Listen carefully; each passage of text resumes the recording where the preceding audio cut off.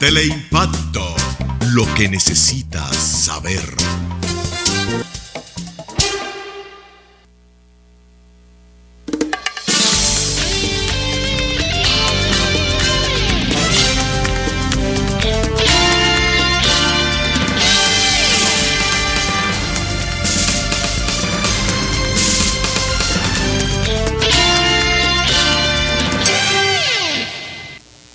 Muy buenas tardes, amables televidentes. Bienvenidos a esta cita diaria, crepuscular y nocturna de Teleimpacto, que es al final de la tarde o comenzando la noche.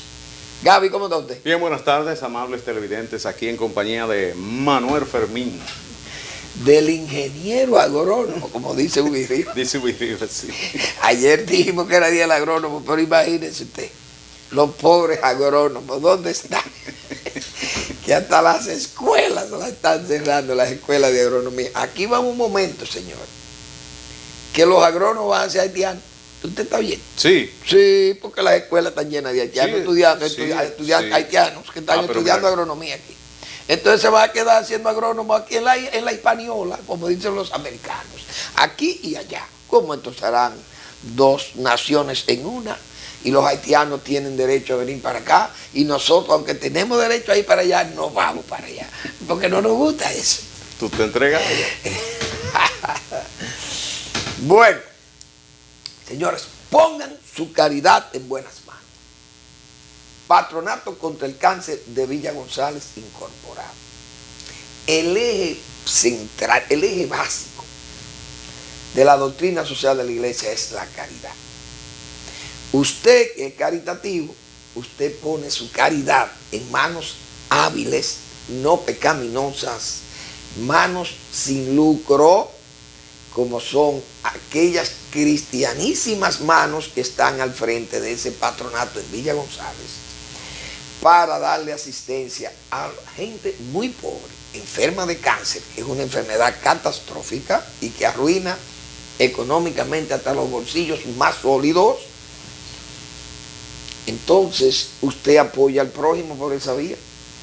En el 809-443-8010, usted tiene una voz que responde allí por ese patronato para que usted pueda canalizar su caridad, su ayuda a los demás.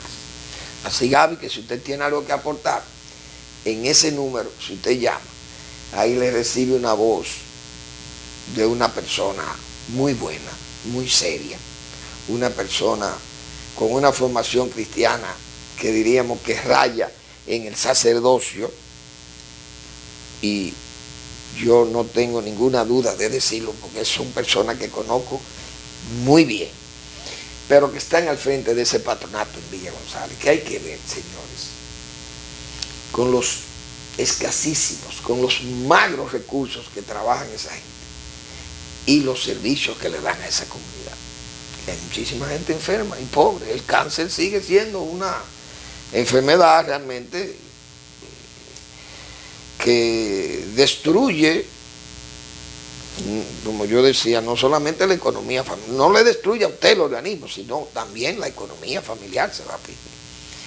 Y es difícil luchar con una enfermedad como esa cuando usted no dispone de los recursos para tratamientos y medicamentos tan costosos como lo que acarrea combatir esa enfermedad. Bueno, noticias económicas que yo quisiera comentar. Vi unas declaraciones, nosotros hicimos aquí, cuando se habló de Catalina, nosotros inmediatamente hablamos de que Vicini era la institución, o Inicia, que hacía que se llaman ahora los Vicini. La Casa Vicini ya no se llama Casa Vicini, se llama Inicia. Y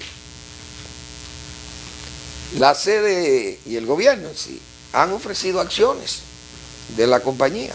Dice una persona que es un importante ejecutivo de esa empresa de Inicia de los Vicini, como es el presidente de la Asociación de Industria de la República Dominicana, Campos de Moya. Campos es una persona muy viciosa y a quien yo distingo también, pero una voz tan autorizada como la de Campos, que diga que es mejor que el gobierno venda todas las acciones de esa empresa. Yo he dicho, señores, al final, ¿qué compren los Vicini eso? Primero, porque los Vicini son los dueños del terreno donde está la planta. Oiga qué coincidencia. Y además son dueños del 50% de toda la energía que se produce en el país, en todas las modalidades, vamos a decir, todos los modelos productivos. Solar, creo que tienen solar, tienen por el viento, tienen térmica y creo, no, bueno, de la única creo que no tienen es de las hidroeléctricas, pero térmicas, a gas y a fuel oil, tienen la de giro, la que estamos diciendo, la de giro a carbón, tienen, bueno, tienen todos los modelos de producción. La del viento, que tienen en Los Cocos, creo que por Pedernales. Entonces Campos es una persona autorizada, y si Campos dice eso es porque los bichines son los que van a comprar eso, pero los bichines son los que lo pueden comprar, porque aquí, repito, yo pensaba que eran bonos que iba a haber para Catalina, pero porque el bono no da propiedad. Sigue el Estado con su propiedad y el Estado como bono soberano le da el aval soberano y paga sus bonos y punto, y a vencimiento y qué sé yo. Pero ya cuando son acciones, son codueños. Aunque el Estado ha dicho que es un 49 y un 51, pero es que al final el terreno es de otro dueño. Que le vendan eso a los bichines, que ellos son los que pueden comprar eso y están interesados en eso. Si Campo dice eso, porque ellos pueden comprar a los bichines. Porque Campo trabaja para ellos. Pero yo como dominicano no estaría de acuerdo. Entiendo que es correcta, ha sido correcta la decisión del Estado, del gobierno, de iniciar, ¿verdad?, un proceso de la participación en la generación.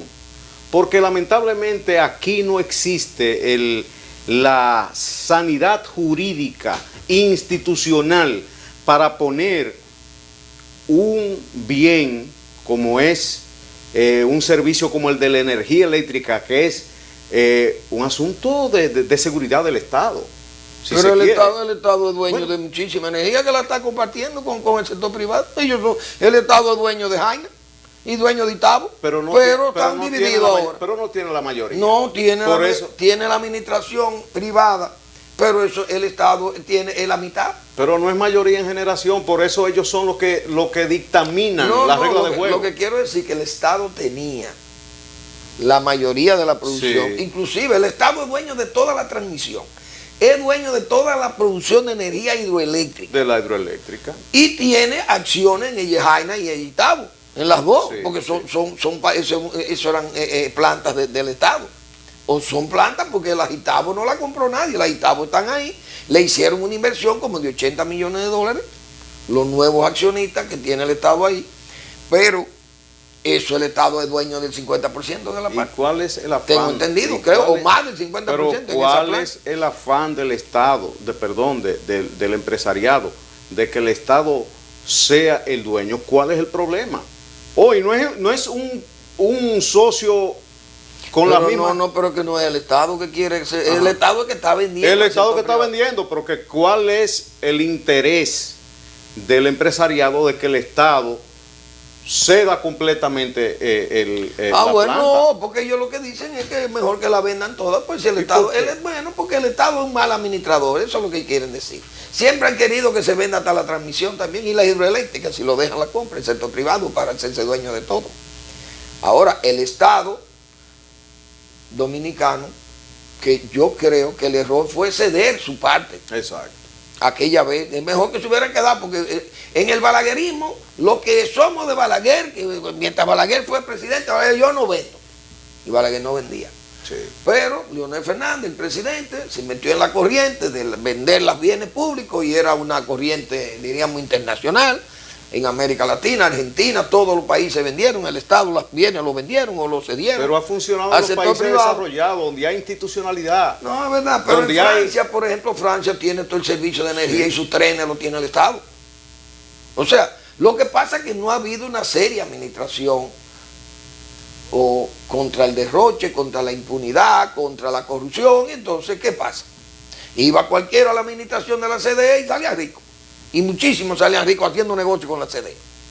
Muchísimos hacían muchísimos negocios con CDE. Sí, claro. Bueno, entonces lamentablemente pasan esas cosas, pero el Estado está vendiendo una parte porque entiende que van a quedarse con otra parte, pero ya una empresa, después que tú la vendes, Ya no se puede pensar en función social con esa empresa, sino que tiene que ser una empresa que tiene que ganar dinero, el lucro, el mayor lucro posible. Entonces ya, digo yo, se pierde el efecto de Catalina. Porque si Catalina se estaba construyendo como para meterle, diríamos, presión a un sector voraz, del sector privado. Pero ahí se pierde, porque en el momento que ya usted esté vendiendo acciones, el sector privado va a decir, no, espérese, usted no puede dejar el lujo de perder en esta empresa, no se puede dar el lujo de perder. Es como la refinería Venezuela dirá, no, espérese, yo no tengo que ver con que ustedes tengan que vender barato, yo tengo que ganar dinero y vamos a vender a como tiene el mercado, como dice el mercado. Entonces, lamentablemente, la refinería tiene que actuar como una empresa privada, porque tiene acciones del Estado venezolano. Sí. Si fuera propia, como era antes la CDE, bueno, antes como era la CDE, daba apagones, pero el Estado daba sus apagones, asumía los apagones, pero lo que se pagaban eran 50 millones de pesos de subsidio. Ahora hay que gastar 1.500 millones de dólares en subsidio por año. Es una cosa de loco. Pero, ¿qué alegan los que producen energía? Yo no puedo pedir dinero, este es un negocio. Entonces, ese acuerdo de Madrid le llevó 10 años para que ellos hicieran lo que les daba la gana, con unos contratos fijos que no habían variación de precios, sino al contrario, más alto para ellos. Ganaron muchísimo dinero y hoy son los supermillonarios. Pero por eso es que hay tanto buitre metido en el negocio. Porque el negocio es bueno. Así es. El negocio es bueno. Fíjate que están las... Y lo bueno es que le debe el Estado. Tú estás viendo, mientras más le debe el Estado, el negocio es A mí me parece que de los principales 10 apellidos del país debe haber 8 o 9 metidos en el negocio. Si no están en energía. Sino que están los 10. Si no están en la energía eléctrica, también están en la energía del gas. Exacto. Venden gas. Venden gas. Gas propano y gas natural y hasta carbón venden también. Porque hay de esa gente, bueno, aquí hay unos grupos que si usted lo deja, compran a Washington, que usted lo deja. Se compran la isla, la compran. Los mares, todo lo compran y no tienen que ver. Pero a mí me parece, Fermín, que con un negocio 4951 permite esto que la institución funcione. Bueno, que se administre. Como si fuera privada, mira, pero manteniendo la primacía, ¿verdad? Y la administración ese es el problema. Gobierno. Ese es el problema de la administración con los gobiernos. Aunque... Bueno, pero tiene 49% no, de porque socios. el Estado puede tener también un administrador privado.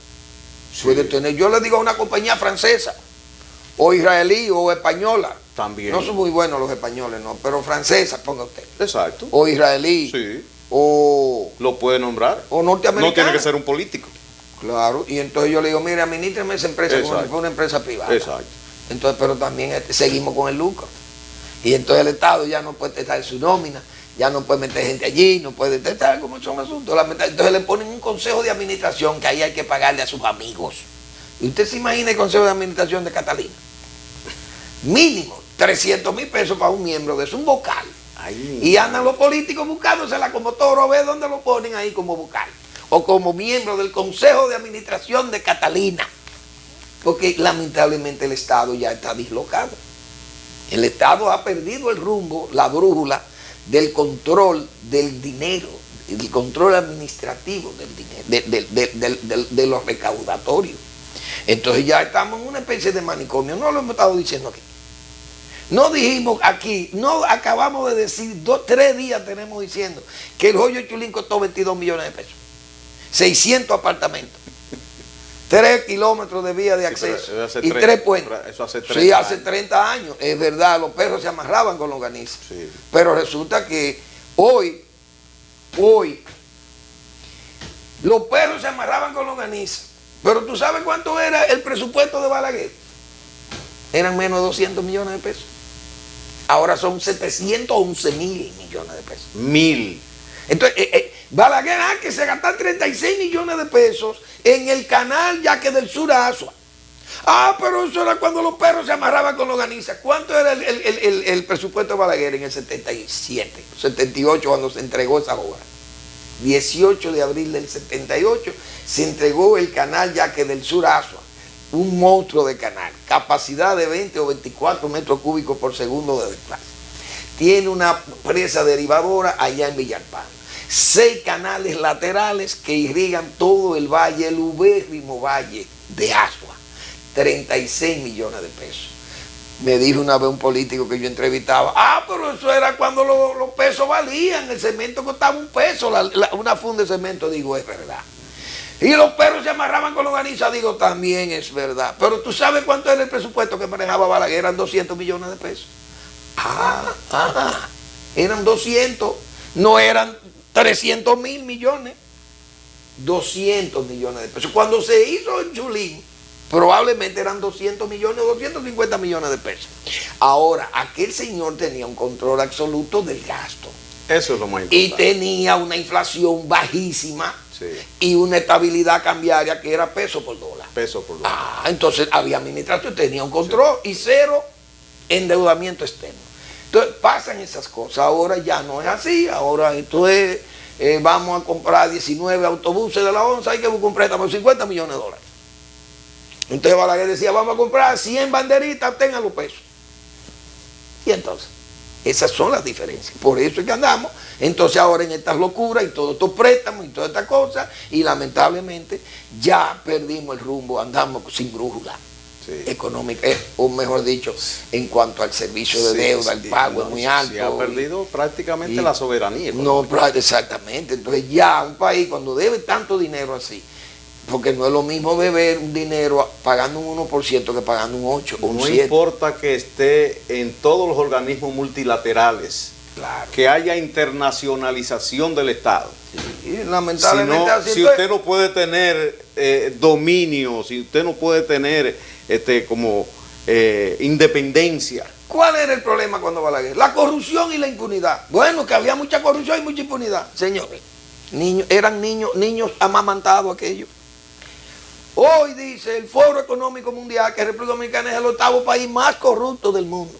¿Usted está bien? El 8º tenemos. Oiga, ¿qué lugar? Claro, yo no creo en eso porque ahí no contaron a África. Solamente vi 2 países africanos, Nigeria y Chad. Chad es un país que es casi pseudoafricano. Es de África porque está en África, pero es un país musulmán que está allá arriba. No, el Chad está abajo, sí, es tropical, si lo está confundiendo con Sudán, ¿verdad? Chad y Nigeria, los únicos 2 que aparecen. Y en África es un país que no sea corrupto. Que ahí se manejan los países como si fueran tribus. Sí, sí. Lo maneja el de Mugabe, ese es el dueño de Rhodesia del Sur, que ahora se llama Zimbabue, creo que se llama Zimbabue. Ese señor es dueño allí. Obiang es dueño de Guinea Ecuatorial. Obiang. Y el hijo tiene como 17 carros Lamborghini que vive en Francia en hoteles. Los hoteles son, dame 2 pisos de eso, ahí que yo voy a vivir. El hijo de Obiang de África. Sí, claro. África no aparece, 2 países de África aparecen en ese informe. Ahora, República Dominicana. Entonces dice que aún siendo el más corrupto, ese país tiene un crecimiento más grande que todo el mundo en el área.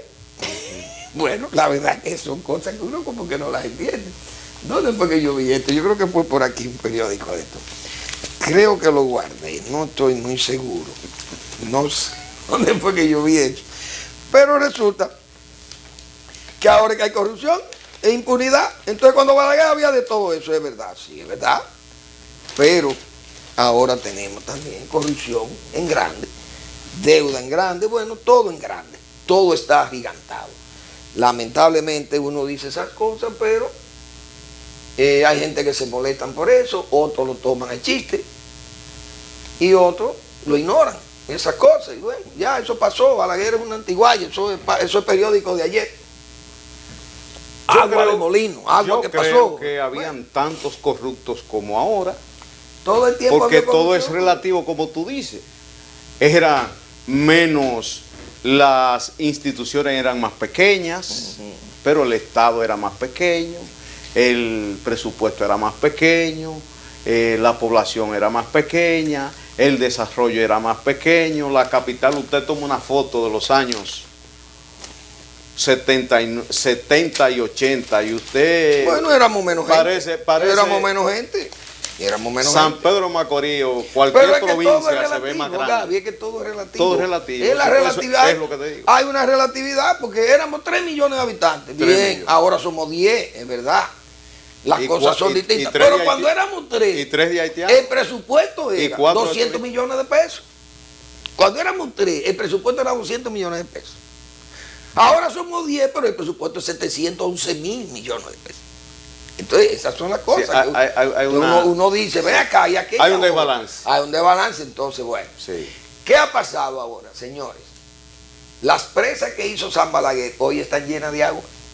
¿A qué viene? Ahora luce muy bonito. Tenemos unos lagos allá en las montañas y esos lagos nos garantizan agua para riego, agua para energía y agua para las poblaciones, para sus acueductos. Yo me pregunto, yo le decía a un amigo esta mañana, ¿tú te imaginas San Francisco de Macorís y Tenares, que son dos pueblos revolucionarios? Óigame bien, esos macoríes, esos macorizanos que son, oiga, rebeldes por naturaleza. ¿Ustedes se imaginan esos pueblos sin la presa de Rincón? Para mantenerle agua a ellos, o el agua de los canales de riego que van para Ima. ¿Ustedes se imaginan lo que fuera Macorís sin agua, ese pueblo exigiendo agua? Si no es por esa acción previsora de hacer la presa de Rincón, con ahorro interno no se debe un peso de ella. ¿Cuántas veces se ha pagado Rincón? Atillo, que Atillo está full de agua, excelente. ¿Quién que pero ese lago, quién lo formó ese lago? Un núcleo de tierra que hubo que hacerle eso, una presa, para que almacenara 600 millones o qué sé yo cuántos millones de metros cúbicos de agua que retiene el río más caudaloso del país, que era el Yuna. Esa presa está ahí. Y la presa de San Juan. No, la de Tavera, Bao, Angostura, López Angostura, sigue la de Monción, sigue la presa de Higüey Aguacate, sigue la presa de Valdesia y el contraembalse de Las Varías, y sigue la presa de Sabanayegua y Sabaneta y Chacuey y Maguaca y Monción y Río Blanco. Y entonces todas esas presas hoy son lagos que retienen el agua para las autoridades. Decir, no preocupéis, agricultores ni poblaciones que ustedes tienen, el agua está asegurada. ¿Cuánto costaron la presa? ¿Cuánto se debe de ella? Se hicieron cuando los presupuestos eran de 300 y 400 millones de pesos o de dólares para la época. Esas son las diferencias, lamentablemente, que uno tiene que citar aquí. Pero hay que citarla, porque la historia está ahí. Sí. La historia está ahí. Entonces hay que hacer las cosas. Hay que hacerlas. Pero hay que tener un control del gasto. No tener esta descentralización del gasto, que es lo que a uno le preocupa. Yo no sé si fue porque yo me formé en una escuela de control o de centralización del gasto, de tal forma que Balaguer lucía hasta ridículo. Pero hoy esas presas son de San Balaguer, porque hay que decirle a San Balaguer que fue tan previsor. Sí.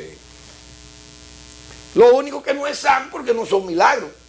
No nacieron de una acción milagrera de Balaguer, no, nacieron del ahorro interno, de la disciplina. Y de la visión. Y de la visión de trabajo. De por eso no se le puede llamar San Balaguer, sino Doctor Balaguer, como él quería que le llamaran, Joaquín Balaguer.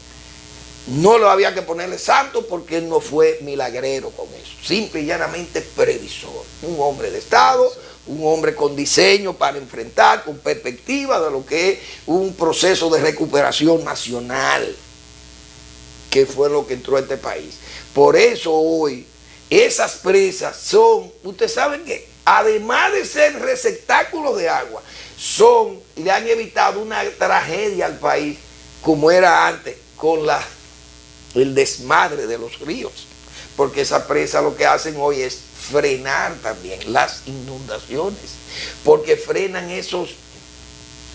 Imagínense que era el sur antes, ya hoy estuviera Jaquimey inundado, Jaquimey, Fondo Negro, estuviera ya la zona de pescadería, Habanero, toda la lista, toda esa zona de Ente Noble, incluyendo a Uvilla y ¿cómo se llama? Y San Ramón, el terreno de Aristófanes. Aristófanes aprendió a nadar ahí con esas inundaciones.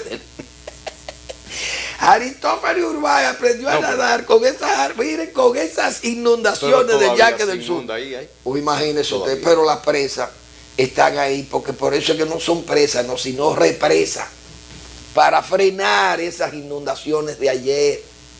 Esas represas sirven de muro de contención al río San Juan. y al río Yaque del Sur, Río Grande y la Cueva que le entran también allá como afluente. Todos esos ríos inundaban la zona baja del sur, de Barahona, Pescadería, toda esa zona iba inundada. Hoy no tienen esos temores, a menos que pasen por ahí decenas de días de lluvia continua y pueden provocar que la presa entonces haya que venir a un desagüe de fondo y entonces haya que sacar agua en abundancia como pasó con Tavera. Un mal manejo de un inepto director del INDI para el momento, que yo no sé cómo no le costó el poder a Leonel Fernández por poner un estúpido a dirigir una institución tan seria como es el INDI. Pero los gobernantes son así, aprenden cuando los errores le dan en la cara. Pero todavía se siguen cometiendo esos errores, nombrando gente en cargos de mucha preeminencia, donde se ameritan técnicos que la dirijan, gente no solamente con la capacidad, sino también con la vocación y la experiencia. Claro. Sin embargo, pero el INDI está en buenas manos. No. El INDI digo, en otras instituciones. Un hombre responsable y además delega en el técnico. No, claro está. Yo me refiero... Ha habido un buen manejo. Fíjate que no ha habido ese problema. Y con la poca agua de la sequía también hubo problemas para manejar esa poca agua. Porque también hay que decir esas cosas, señores. Barahona, el ingenio Barahona perdió de producir 40.000 toneladas de azúcar. ¿Por qué? Porque no había agua. ¿Y qué pasó? Bueno, la sequía por un lado. Y la presa de Sabanayegua hubo que someterla a una reparación intensa y hacerle unos desagües especiales, porque esa presa estaba también expuesta a una tragedia mayor. Entonces el gobierno decidió parar las actividades prácticamente agrícolas en la zona para reparar o terminar, mejor dicho, la presa de Sabanayegua. Pero la falta de agua en el ingenio Barahona le dio una merma de 40.000 toneladas. El ingenio perdió 500 millones de pesos en esta zafra. Oigan la importancia del agua. Ahora con esa presa llena y la presa de Sabaneta llena, entonces el Valle de San Juan tiene agua asegurada y toda la zona baja de Barahona, incluyendo el ingenio Barahona, tiene su agua asegurada, y el Valle de Azua, que tiene 200.000 tareas ahí, esperando agua. ¿De dónde? De Sabanayegua, de la presa derivadora de Villalpando. Se moja Azua y se moja Barahona con todas sus extensiones cañeras y la producción de alimentos allá. La verdad, Fermín, eso tiene un valor, mire, inconmensurable. Que uno, echando un vistazo, ¿verdad?, hacia atrás, hay que elogiar a Balaguer y tú decir, qué sabio Balaguer. Pero también decir que es ridículo ese PRD. Porque tú sabes a las cosas. Balaguer, si hay que elogiar esa dotes de visionario, de estadista y de previsor, que tú bien has definido aquí, también hay que elogiar por la autoridad con la que ejerció el poder, que no se dejó provocar, no se dejó amedrentar, no se dejó persuadir de esa oposición díscola que hacía oposición, porque había que quitar a Balaguer. Quítate tú para ponerme yo. El Bajo Yuna estuviera inundado hoy, con el Yuna botado allá. Sí. Pero la presa de Atillo para eso, frena. Ahora, son 14 días lloviendo, no le digo que haya, entonces pase, el río sobrepasa allá, y en este gobierno se le hizo un gran trabajo al río, que hay que decirlo porque también. Porque hizo un adagio que lo mucho hasta Dios lo ve. Sí, o sea, si llueve al río mucho, se le hizo un dragado, que se lo hizo este gobierno, el gobierno de Danilo Medina le hizo un dragado profundo allá, y eso ha ayudado también a que el río recobre su cauce profundo, y no aquel casi sedimentación, donde el río con poca agua se botaba, y entonces ya los Peinados, los Contreras, Guaraguao, y fue la cole llena de agua, todo el mundo al arenoso, botaba el río en arenoso. Ya esas cosas se evitan gracias a esos trabajos. Como también la compuerta contra marea en agua ya. ¿Quién la construyó? El gobierno de Balaguer. Ese son los trabajos que se necesitan. Entonces esto no es de que hablando y retórica y vamos a traer esta cosa y vamos a hacer esta cosita y vamos a hacer una visita allí. No, eso son obras pesadas. ¿Es la compuerta que está en Matancita? En Matanza, allá, exactamente, que se abre o cierra de acuerdo a la marea. Para que el agua del gran estero desagüe cuando la marea baja. Cuando la marea sube, entonces cierra. Exactamente. O sea, esos son trabajos realmente trabajos que se hicieron en aquellos gobiernos con centavos. Ah, que Balaguer gastaba chele, pero es que el presupuesto era en chele. El presupuesto que usó Balaguer, señor, el último fue de 24 mil millones de pesos. El último. Y gobernó 22 años. Pero eso se va en un acuerdo. 22 años gobernó, pero los que lo criticaban gobernado 32. En un acueducto de un O pueblo. por lo menos 28, pero le quedan estos 4. 28 los críticos más severos de Balaguer. Han gobernado 28 años y su obra se le compara a aquella. Señores, hay cosas para meditar. Pero No te excedas. vamos a hacer. No, pero es la verdad. Es la verdad. Pero ¿cuántos años gobernó el PRD? 12. El PLD va a cumplir 20, son 32.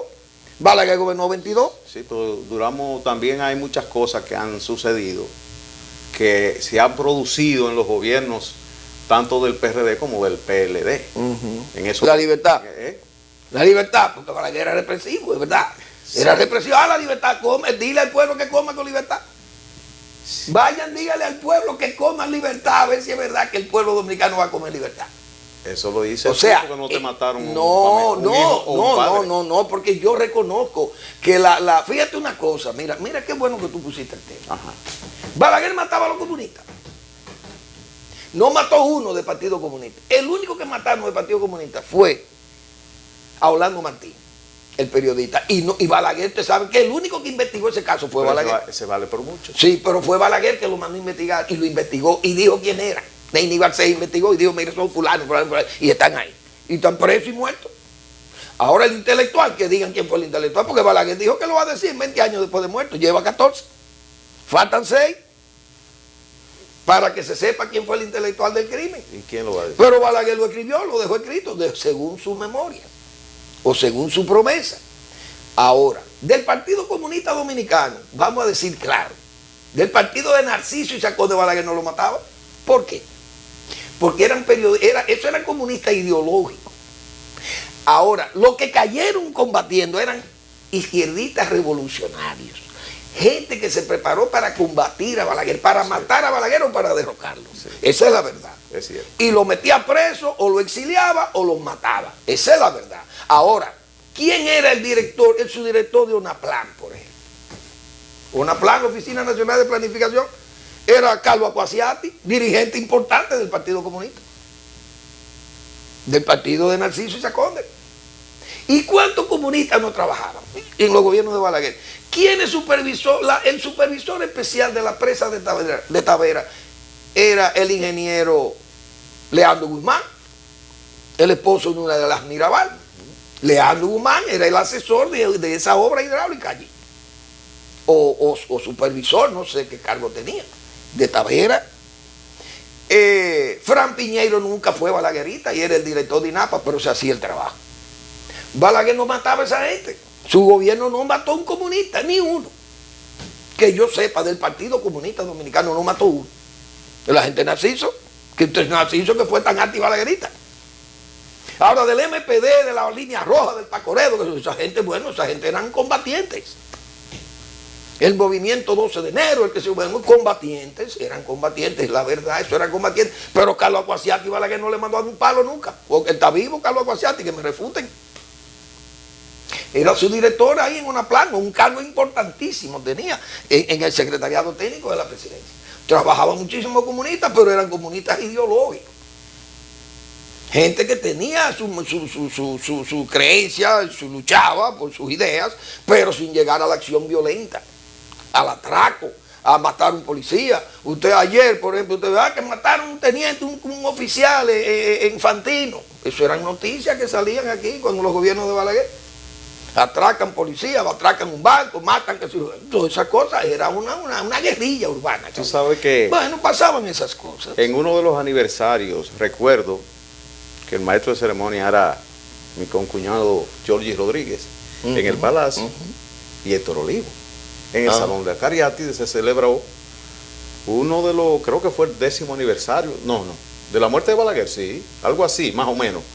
Un aniversario, y el expresidente Leonel Fernández decía que había que analizar las gestiones de Balaguer en el contexto histórico, Claro.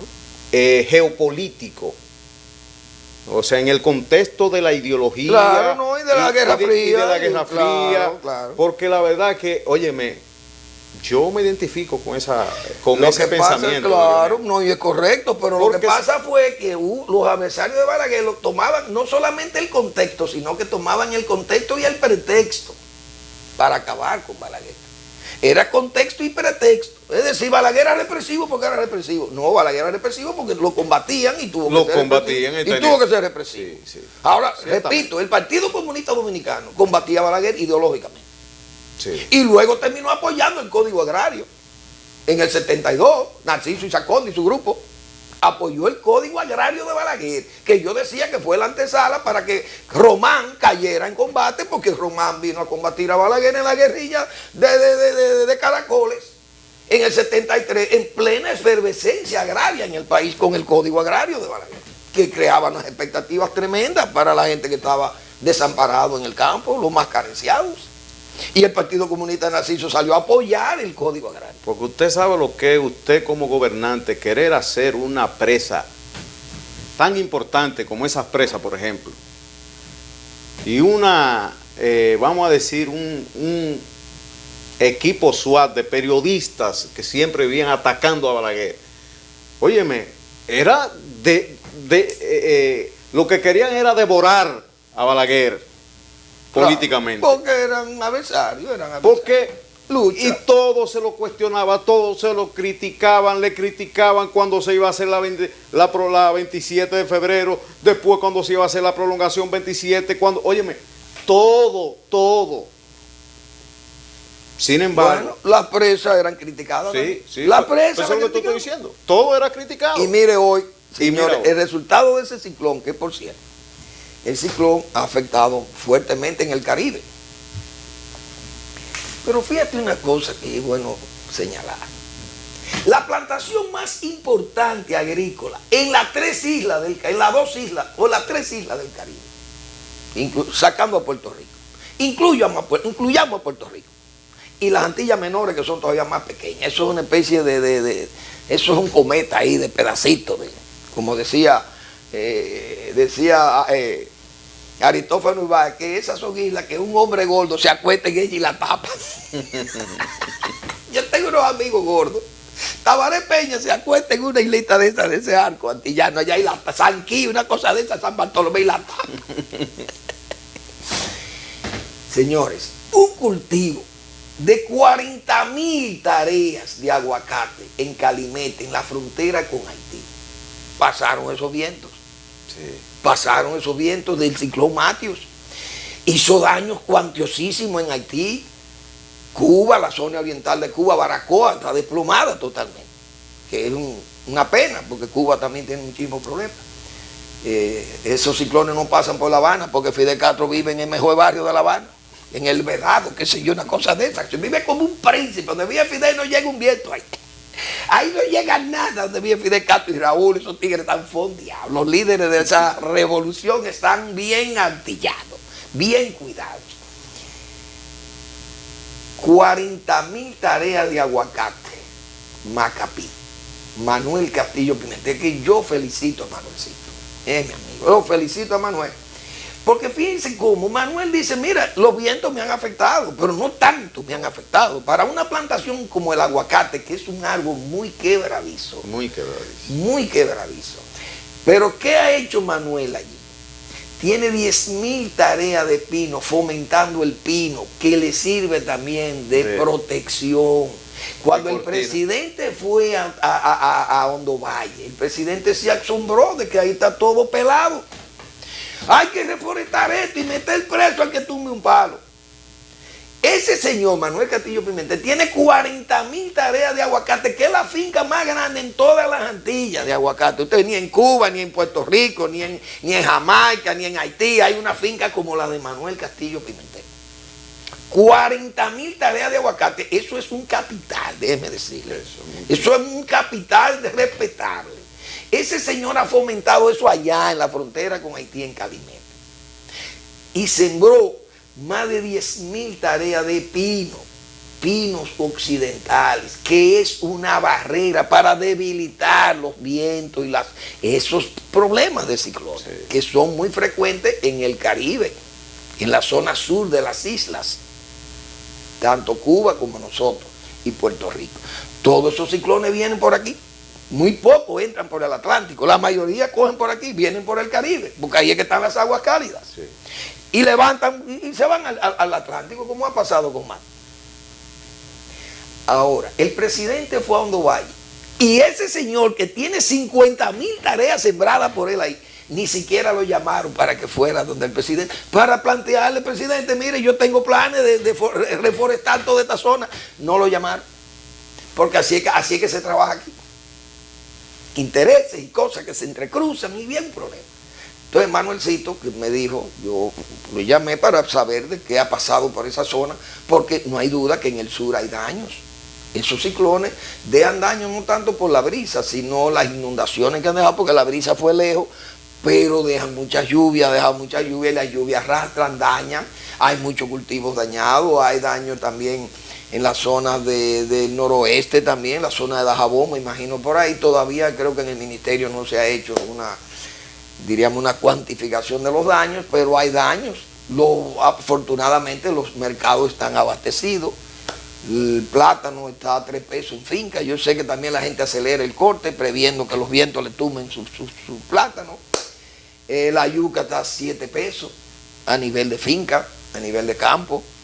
La batata también, bueno, la batata están sembrando ahora, hay mucha siembra, pero hay mucho producto en los mercados, porque la gente, yo no sé si acelera las compras antes, o las cosechas o también hay una producción estable también en el país, ha habido una producción estable, ha habido un buen régimen de lluvia, no ha habido aquella sequía que hubo el año pasado. Incluso yo comentaba con un amigo que este año el plátano se ha mantenido a precio muy asequible para la población. Hay producción, pero desde diciembre del año pasado, fíjate que en diciembre siempre se cae la producción. Sí, porque se cae la producción por el frío.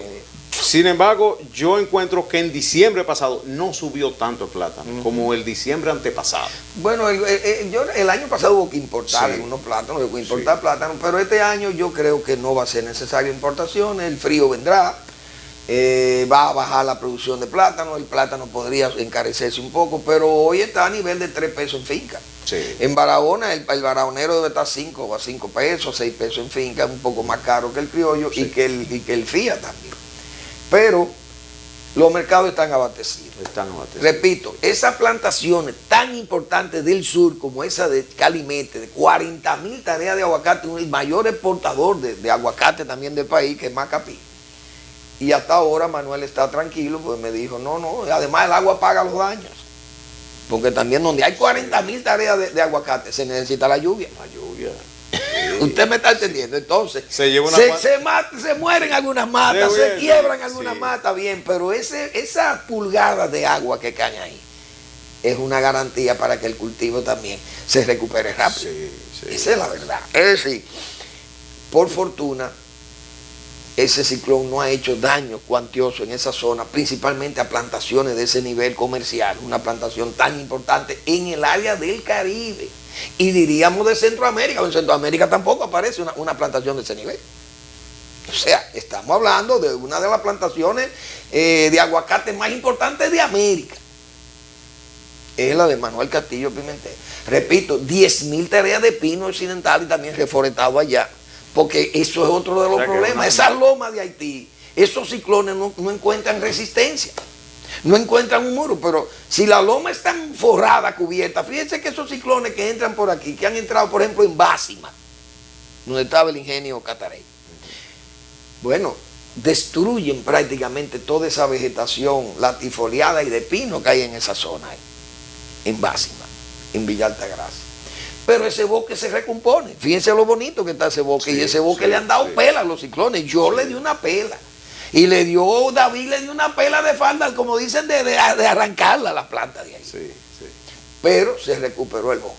El bosque está recuperado ahí en Básima. Pero eso debilita ciclones. Pero si una loma pelada, ¿qué es lo que pasa en Haití? El deslave Esos ríos en Haití se llevan gente y de todo, porque no hay una capa que los retenga, la lluvia, ni la escorrentía hacia los cauces, no se frena, porque es que son lomas peladas. Sí, el drenaje del agua no encuentra... No encuentra, la erosión se lleva todo, es la escorrentía, sí, como sí. se le llama. Eso es la verdad. Entonces, por eso es que hay que fomentar la siembra, pero hay que fomentarla, no decirla, hay que fomentarla. Y la gente que tiene manos para sembrar, esas son la gente que hay que buscar. No a Manuel Fermín, tal vez hablando aquí. No, el que está allá, el que sabe los problemas y siembra y pone el palo, es a ese que hay que buscar.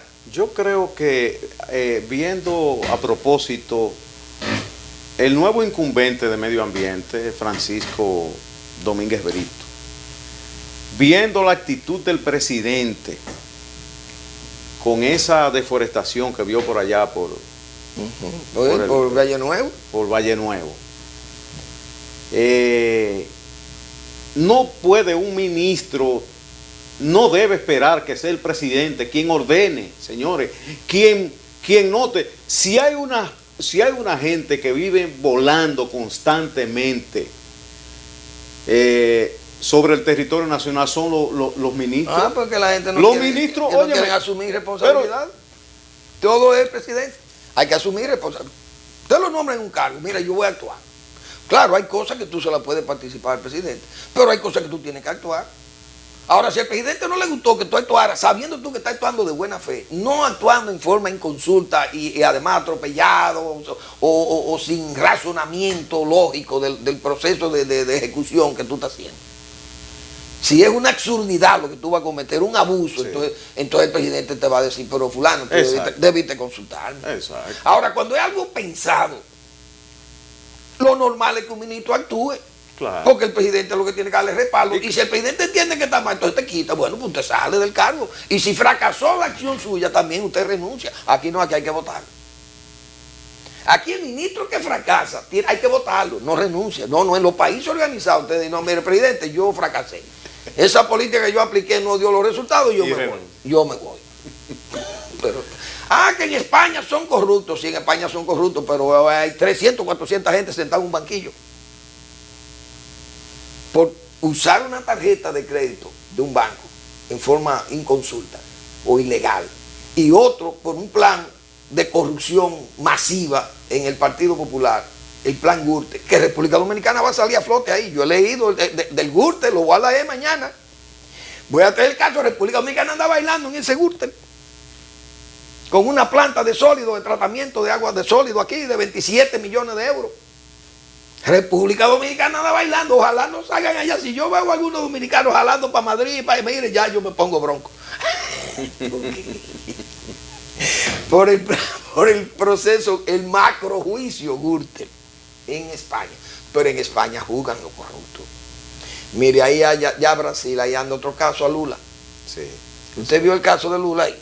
Porque sí, un sobrino de la esposa. Van a seguir, usted verá ahorita el muchachito, el hijo de Lula. En África. Le va a aparecer, sí, por Angola, por allá unos negocios, una cosa, porque es que Lula estuvo en Angola, sí, promoviendo Odebrecht, y estuvo aquí.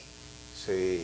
Estuvo aquí también. O sea, esas son las cosas. Entonces van a ser, esas cosas son peligrosas. Y van a salir muchas cosas que no son agradables, no son agradables para ningún político del nivel de Lula, van a ser agradables. Otra denuncia de corrupción contra Lula por negocios en Angola. El expresidente brasileño Luis Ignacio Lula da Silva fue acusado este miércoles por la Policía Federal de beneficiar a un sobrino a través de millonarios contratos. La misma denuncia, sí, que se hicieron de por aquí, de por allí, de por allá y por acullá. Corrupción del líder izquierdista, mira, favorecer a la gente de construcción Odebrecht, sí, utilizando su influencia de acuerdo a la operación policial que investiga contratos de esta firma con personas vinculadas a Lula, la estatal Agencia Brasil.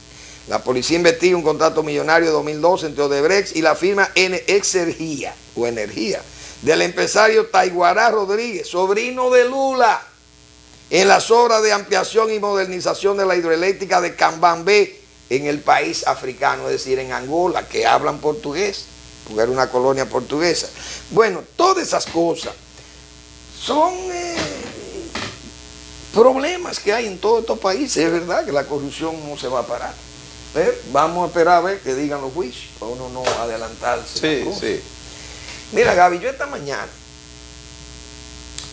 señores, yo vi 14 limpiabotas haitianos, mozalbetes haitianos, en la estación de metro de la Núñez de Cáceres, esquina John F. Kennedy. 14 limpiabotas haitianos. Mozalbete, no niñito, no, mozalbete ya fuerte. Sí, sí, sí. Esos muchachos son haitianos, andan deambulando aquí nadie, pero migración no hace caso de eso. Y yo creo que hay una lectura que a mí me da pesimismo de este proceso de migración. ¿Por qué el gobierno actúa así? ¿Qué pasa con el gobierno? El gobierno nombra en migración al que hoy es, oiga bien, ministro de las Fuerzas Armadas. El que hoy es ministro de las Fuerzas Armadas era director de migración, tolerante. Quitan al que estaba, al que este señor sustituyó, teniente general, secretario de defensa, ministro de defensa, director de migración. Ahora pregunta Manuel Fermín, ¿cuál es la lectura que le dan a los guardias en la frontera? Cuando sus dos jefes son los jefes de migración y no actúan. ¿Qué le están diciendo? No actúen. No actúen, que sus ex jefes tampoco actúan. 14 limpiabotas haitianos que lo conté yo.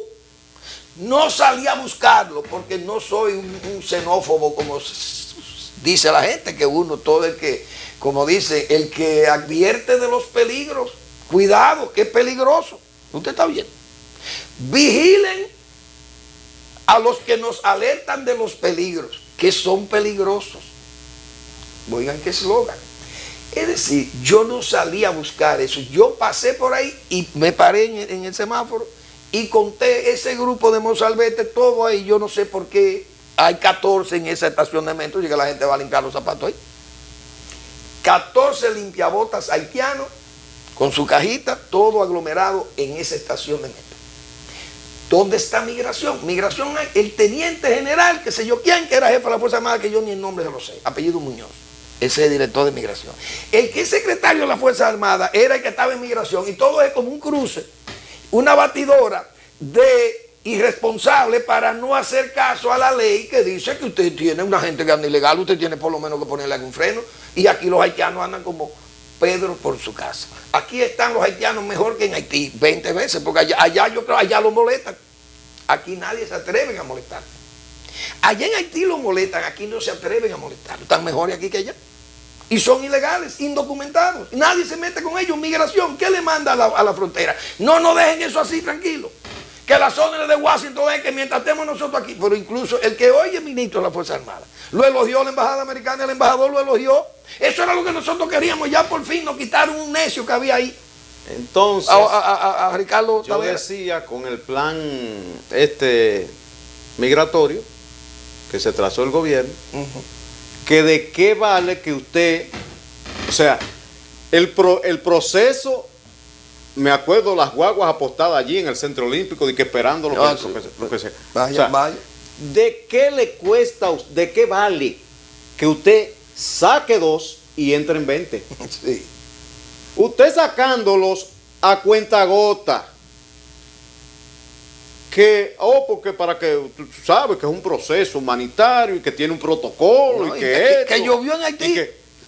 Si llovió en Haití, déjenlo lo que entre. Y que se lleva un protocolo internacional, que sé yo qué. Sí, pero entonces, ¿y la migración hacia acá? No lleva un protocolo internacional. Que ahora no hay elecciones. Lleva un protocolo que es sacar al que entra ilegal a un territorio ajeno. Entonces, no se puede aplicar. Entonces, señor, el país se sigue llenando de haitianos, llenando masivamente. Y el actual ministro de la Fuerza Armada, que no hizo, o sea, ese plan migratorio no lo aplicó. Eso fue un irresponsable. No hizo absolutamente nada. Ahí. Entonces, ni actuó allá. Ahora va a actuar menos. Sí. Y el que está era el que estaba, el que sustituyó para que actúe menos.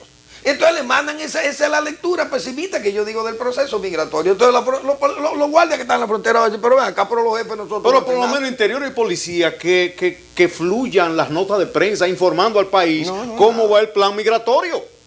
Falsificándolo. ¿Cómo va? Ahora, o sea, ¿cuánto han sacado?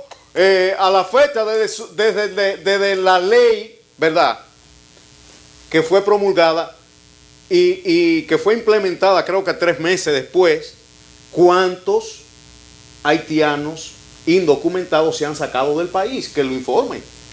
Bueno, señores, gracias por preferirnos. Mañana tendremos otra sesión quizá un poco más moderada que esta, porque hoy hemos sido tal vez muy fuertes, ¿verdad, Gaby? La gente lo interpreta, algunas gente interpretan así, otros le complace que uno sea así. Pero así es la opinión en la democracia. Gracias por preferirnos y nos vemos mañana en otra entrega de Al Final de la Tarde o comenzando la noche.